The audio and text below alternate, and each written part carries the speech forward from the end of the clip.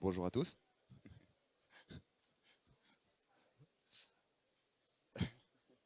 Bonjour Alan. Merci d'être là. Euh, bonjour aux gens qui sont en ligne. Euh, du coup, je me présente, je suis Baptiste Castelluccio, cofondateur du projet Mycelium, qui va très prochainement changer de nom. Et nous, ce que je vais parler aujourd'hui, c'est l'automatisation de la conception bonjour, et d'impression 3D. Pour faire un petit historique de l'évolution de l'impression 3D ces dernières années, en 2019, on a eu les, bonjour.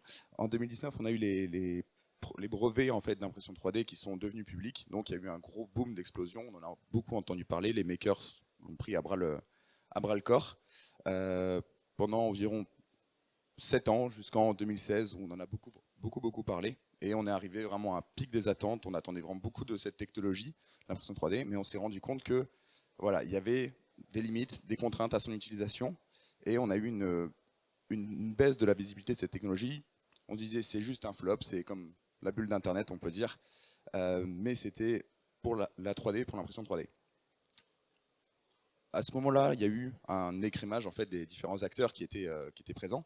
Et les gens qui sont restés, les entreprises qui sont restées, ce sont des entreprises qui sont intéressantes et intéressées pour faire évoluer l'écosystème. Et on en a beaucoup qui sont encore aujourd'hui présents. Et depuis 2018, on est sur une pente de l'illumination. On arrive à avoir des acteurs intéressants, intéressés, comme je l'ai dit, qui proposent des services intéressants. Et on va très prochainement, à mon sens, se rapprocher d'un plateau de la productivité où on va pouvoir vraiment évoluer et faire exploser toute cette exploser la technologie et les capacités, ce qu'on pourra en faire en tout cas. Aujourd'hui, dans le monde de l'impression 3D, on a beaucoup d'idées. On a des machines qui sont très intéressantes avec de la répétabilité, des acteurs voilà, qui sont concernés par les problématiques industrielles. Et on a des gens qui sont formés pour utiliser ces machines. Mais aujourd'hui, il y a un vrai problème, c'est sur la modélisation 3D. Parce que pour imprimer en 3D, il vous faut forcément un modèle.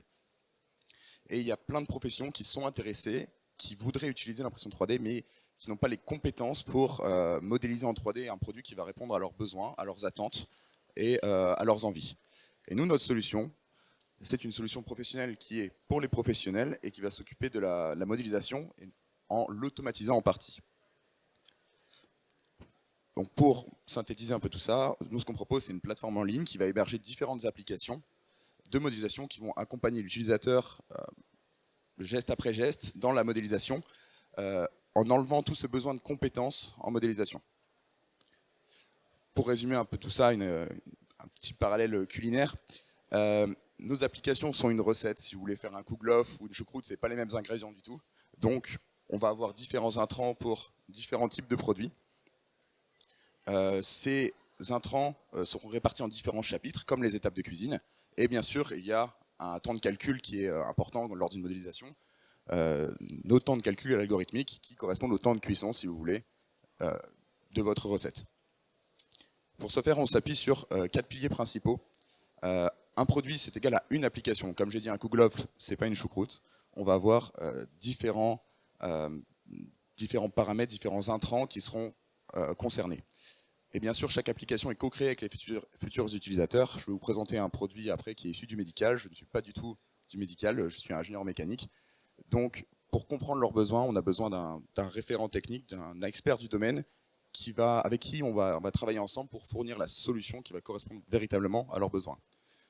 On a également une automatisation de la chaîne numérique, donc de toute la conception jusqu'à la préfabrication, donc le slicing, pour pouvoir l'utiliser une impression 3D derrière.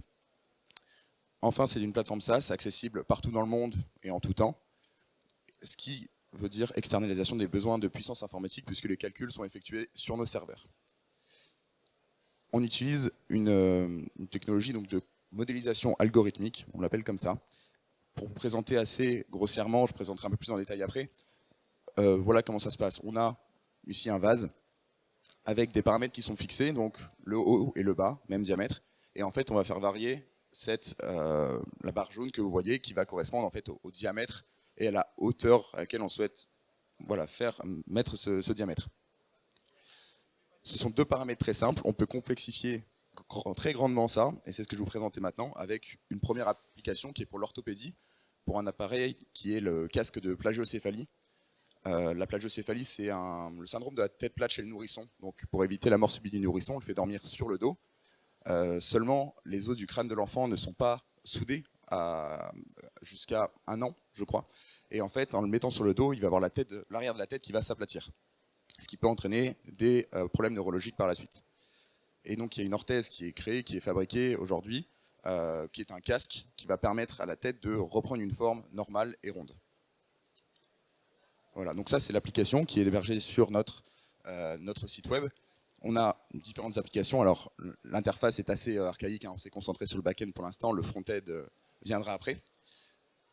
En l'occurrence, pour ce casque de plagiocéphalie,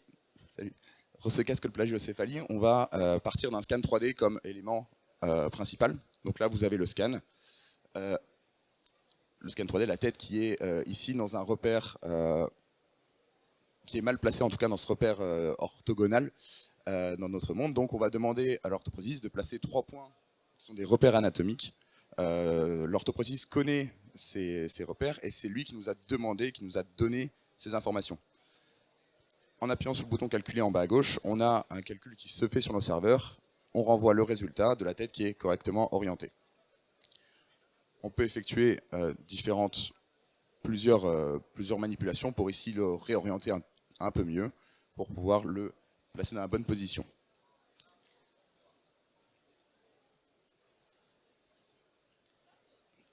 L'étape d'après, on va y aller juste là, c'est une étape où on va rectifier le maillage. Parce que si vous vous souvenez, le scan qu'on a récupéré sur la tête du nourrisson, c'est un scan avec un plat à l'arrière.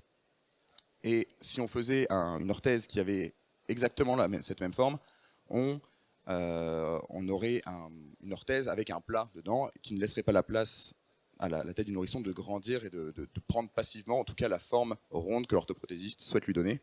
Donc là, on a une étape où on va venir rectifier d'une certaine manière le volume pour pouvoir en fait donner vraiment une forme parfaite. Je mets entre guillemets parfaite parce que le corps humain n'est pas parfait, tout le monde le sait. Mais en tout cas, une forme normale selon les critères médicaux.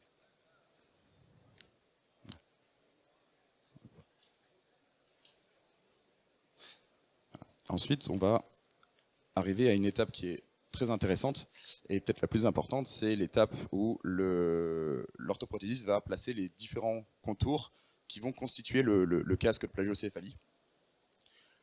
C'est une étape qui, alors ici, il le fait numériquement et en réalité, il le fait donc sur du physique, c'est-à-dire que l'orthoprothésiste va venir thermoformer du plastique sur un positif de la tête qui a été usiné dans de la mousse, ce qui entraîne beaucoup de chutes, qui peut entraîner des erreurs humaines. Si jamais l'orthoprothésiste se rate et découpe un peu trop la matière, eh ben, le casque est à jeter et on ne peut pas revenir en arrière. Ici, vous allez voir, on peut déplacer légèrement le point pour l'adapter un peu.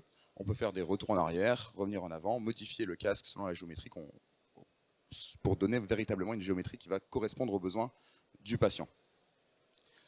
On a différentes valeurs à régler, ce qui sont l'épaisseur d'une mousse de confort qui sera à l'intérieur du casque, l'épaisseur du casque bien évidemment, le calcul, et voilà, au bout de quelques minutes, on récupère un résultat qui correspond véritablement aux besoins. C'est un casque qui est fait sur mesure pour le patient. L'idée véritablement ici, c'est que l'orthoprothésiste utilise en toute autonomie cette application et dans un délai très court. Voilà, l'utilisation ici, c'est d'une quinzaine de minutes environ pour modéliser entièrement le casque. Il y a d'autres étapes de modélisation. Là, c'est pour placer une ouverture à l'avant du casque pour pouvoir ouvrir et le mettre sur la tête du nourrisson. Et ensuite, on a une étape où on va placer deux trous pour fixer des rivets et un scratch qui permettra effectivement de fermer le casque et de le maintenir en place sur la tête du nourrisson. Ce casque-là, c'est un casque qui est très simple. C'est ce qui se fait aujourd'hui de manière traditionnelle. C'est un casque qui est assez épais, qui est en pleine matière. Demain, on peut imaginer mettre des ouvertures pour créer des aérations, pour améliorer le confort du nourrisson. De l'esthétisme aussi, on peut le rendre beaucoup plus beau avec l'impression 3D, on peut faire vraiment des choses très intéressantes et améliorer aussi l'acceptabilité de la part des parents qui vont voir leur enfant, leur nourrisson avec le casque de 20 à 22 heures par jour sur la tête, voilà, sur une durée très longue. Voilà, le casque, il est il a été modélisé pour pouvoir être imprimé en 3D, donc en le retournant, on peut l'imprimer sur une imprimante FDM relativement classique. Je vous ai présenté le médical comme application principale qui sera notre marché tremplin. On a aussi des applications dans le ferroviaire, dans l'artisanat, l'industrie, le BTP, communication, sport, ameublement, dans de nombreux domaines où on peut s'appliquer, où il y a un manque de compétences en modélisation et où il y a un intérêt fort pour utiliser l'impression 3D. Notre équipe, donc, Guillaume Durand, qui sera le CEO, qui est ingénieur en mécanique et qui a une expérience 3D dans le médical. Moi-même, qui suis aussi ingénieur mécanique avec une expérience dans l'impression 3D industrielle. Il y a aussi Stéphane Skiba, qui lui est co-dirigeant du groupe Alchimie, donc un fabricant d'imprimantes 3D basé à Dieuze, et qui nous apporte grandement sur des questions de matériaux. Et puis on a Joseph Merguet et Frédéric Soulier, qui sont les dirigeants de l'incubateur Fabéon, qui est basé à Elkirch, Grafenstatten, à côté de Strasbourg. Voilà, je pense qu'on a encore un peu de temps pour les questions si vous en avez. Sinon, on est présent sur 2 stands aujourd'hui, donc le stand Quest for Change et le stand Numéum qui est juste derrière vous. Voilà, merci.